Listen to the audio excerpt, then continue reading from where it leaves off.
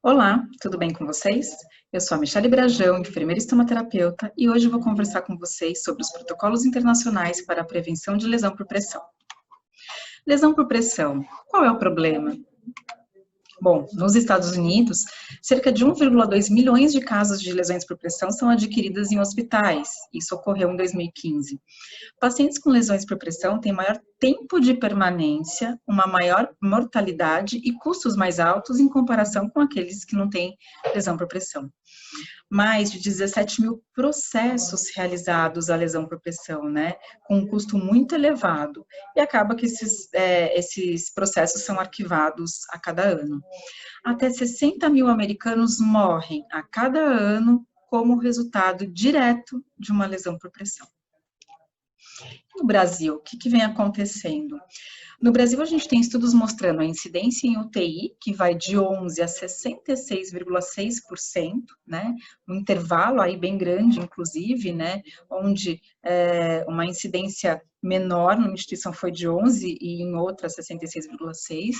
Incidência em unidade de internação foi de 13,3% até 31,4%, e em centro cirúrgico de 0,1% até 20,6%. Ou seja, até os pacientes que estão indo para cirurgias estão ali com um risco grande com o desenvolvimento de lesão por pressão. Outros estudos nos mostraram que 77,7% deles foram realizados em SUS e 22,3% realizados em hospitais privados. E algumas operadoras de saúde no Brasil não pagam mais despesas relacionadas à lesão por pressão. Quais são os impactos para o paciente, né? Ele pode aumentar esse tempo de internação, um aumento de permanência na instituição, dificultar a sua reabilitação, leva-se um tempo muito maior para se reabilitar quando se está com a lesão por pressão, pode ocasionar a dor, trazer um desconforto muito grande para o paciente, aumenta o risco de infecções, eu tenho uma lesão ali aberta, suscetível, né, a um processo inflamatório, podendo inclusive a levar uma septicemia e chegar a óbito. E quais são os impactos para a operadora de saúde, para a instituição, né? Impactos financeiros muito grandes, né? Porque, como nós vimos nos dados dos Estados Unidos, é muito caro você tratar a lesão por pressão, você pode ter impactos com judicializações, impacto com a satisfação do cliente, aquela instituição, né, por ele ter entrado com um problema e sair com dois, né, adquirir uma lesão por pressão nessa instituição, e a qualidade dessa instituição que acaba ficando ruim por conta dos seus indicadores, né, indicadores que acabam sendo ruins. Quais são as recomendações, as considerações para a prevenção?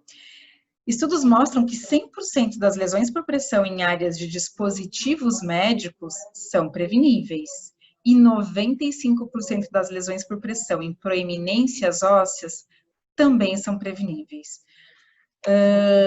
E aí a gente tem um bundle de cuidados, né? O que seria um bundle de cuidados? Ele é um pacote de cuidados composto por 3 a 5 intervenções que são baseadas em evidências. Ela se difere um pouquinho dos protocolos, porque os protocolos, eles vêm de acordo com a sua instituição, e esse não, você vai ter que se basear em evidências. E aí esses bundles, esses pacotes de cuidados, eles vão dizer o quê? Que a gente precisa atuar na superfície de suporte, na parte nutricional desse paciente, manejar a incontinência e mantê-lo em movimento. Quais são as etapas essenciais, então, para a prevenção de lesão por pressão? Primeira coisa, a inspeção da pele e avaliação do risco de desenvolvimento de lesão por pressão diariamente. A hora do banho é a melhor hora para que você possa fazer essa inspeção como um todo. O manejo da umidade, manter esse paciente limpo, seco, fazer as trocas de fraldas, né, não deixá-lo com muita umidade. Manter a pele hidratada, formar uma película protetora nessa pele para que você consiga evitar todo o risco externo que existe. Adequação nutricional, trabalhar com a equipe multiprofissional em cima de toda a necessidade nutricional desse paciente, e o alívio da pressão e atrito, principalmente nas áreas de riscos. estudo da American Nurse Association de 2018, ele fala sobre, né, stop the pressure, ou seja, né, vamos parar, né, com a pressão. Ele mostrou um bundle de cuidados e prevenção com lesões por pressão, onde ele fala dos 5 principais através do SKIN, então são as siglas que mostram onde será atuado, né, onde esse bundle vai atuar. Então, o que ele significa? A letra S de skin, ele significa inspeção da pele, ou seja, até 8 horas da admissão e diariamente. Então, o paciente foi admitido naquela unidade, em 8 horas ele precisa ser avaliado, tá? E depois, diariamente. Utilizar a escala, né, algum tipo de escala preditiva de risco diariamente também, né, o que não substitui a avaliação clínica. Então, ele vai ter uma avaliação clínica, mas ele precisa de uma escala preditiva. Surface, que é a superfície de contato, ou seja, selecione o colchão e a cama conforme o risco desse paciente. Então, de acordo, se ele tem um risco baixo, um risco médio, um risco elevado, você vai identificar qual colchão seria melhor para esse paciente. O melhor nível de recomendação é o colchão de viscoelástico, ele tem um preço mais elevado, mas é um padrão ouro, tá, como recomendação. Atenção aos colchões de ar, com células menores que 10 centímetros, tá? Então, o ideal é que sejam células maiores que 10 centímetros. E os colchões ativos que fazem envelopamento e imersão. É uma boa indicação para pacientes de alto risco. Aqui a gente tem alguns exemplos, né, desse colchão ativo, que tem terapia alternada, o que tem pressão baixa, mas é constante, faz uma redistribuição de pressão, faz envelopamento, faz a imersão e acaba fazendo também algo muito importante, que é a gestão do microclima, ou seja, o controle da umidade. Na letra K, a gente tem o Keep Turn, que é manter o movimento. Então, você vai fazer mudança de decúbito programada e conforme o risco. Então, obviamente, que se ele tem um menor risco, um médio risco ou um alto risco, a gente gerencia de acordo com esse risco. Manter cabeceira elevada em no máximo 30 graus, né, até para que ele não tenha o risco de começar a escorregar e fazer cisalhamento. Utilizar coxins de posicionamento. Em pacientes que são altamente críticos, fazer sempre o alívio de pressão. Manter calcânios livres de pressão, né, então colocar coxins, almofadas para que esse calcanhar fique elevado.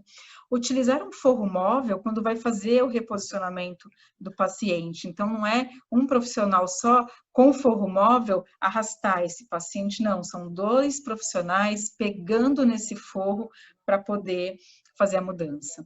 Utilizar cobertura de espuma multicamadas em pacientes de alto risco. Essa é uma recomendação, né, ideal para que seja de multicamadas, tá? Aqui alguns exemplos, né, do calcânio estar livre de pressão, de alguns tipos de coxins que a gente consegue fazer os alívios. Aqui a gente tem também uma espuma de multicamadas que faz toda a prevenção de lesão por pressão em região sacral. Aqui a gente tem os exemplos, né, de como fazer a mudança de decúbito em pacientes, aqui posicionamento. Aqui a gente tem um tipo de coxim que ele acaba fazendo esse envelopamento, abraça, né, o membro, o local que se foi colocado. Na letra I, a gente tem a incontinence, que é o manejo da incontinência. Então, a gente precisa manter essa pele limpa e seca, fazer as trocas, né, de acordo com cada eliminação que esse paciente tenha, utilizar produto de limpeza da pele com pH equilibrado, né, ou seja, a gente tem um pH que muitas vezes não está compatível com o pH de um sabão, então ele precisa ser o mais neutro possível para que ele tenha um pH equilibrado. Utilizar fraldas e forros com uma boa absorção, ou seja, a atenção também à real necessidade dessa fralda, né? Se é um paciente que consegue se livrar da fralda, nem que seja por um tempo curto, a gente vai fazer isso. Favorecer a ida ao banheiro ou uso de comadres, de papagaios, né? Assim, deixá-lo mais livre da fralda. Utilizar protetores de pele, que pode ser através de creme, de spray barreira, então ele vai formar uma película protetora para essa pele, e aí a gente evita o contato direto de efluentes. tratar a incontinência, se necessário, utilizar tecnologias para esse manejo de incontinência e não massagear as áreas de pressão ou hiperemiadas, tá? Então, ali são áreas muito suscetíveis às lesões por pressão, né? Por estarem com a proeminência, então, nesse local a gente não vai fazer massagem. Os princípios da prevenção da DAI, né, da dermatite associada à incontinência, é prevenir é o melhor do que tratar, sempre. Tenha um programa estruturado de cuidados com a pele, então monte na sua instituição esse programa estruturado. Use produtos para o controle, né, ou pelo menos por desvio dessa umidade. Utilize um plano de cuidado que seja individualizado, né, então cada paciente tem uma necessidade, a gente tem que atuar de acordo com essa necessidade. Siga os pilares de limpeza, de hidratação e de proteção. Esses 3 pilares são muito importantes. E invista na educação dos profissionais envolvidos no cuidado. Então, mais do que isso, é trabalhar na educação dos nossos profissionais. O N é a nutrição, ou seja, né, a atenção aos pacientes, por exemplo, com dieta interal, evitar pausas longas, atraso e não administração de algum horário da dieta, isso é muito importante. Redobre a atenção em pacientes com jejum de prescrição médica prolongado, obesos e desnutridos, então esses pacientes eles acabam tendo uma necessidade maior. Inclua a nutricionista na discussão a respeito da prevenção de lesão por pressão, né? Isso também é dessa...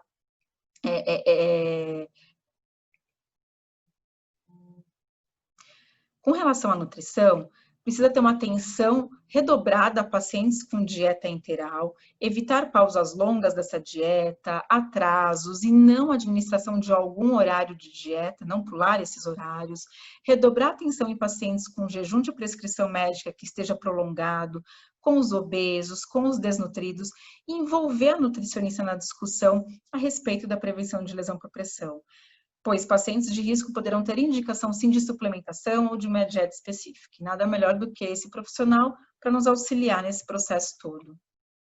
Trabalhar em time melhora a qualidade da assistência prestada, sempre.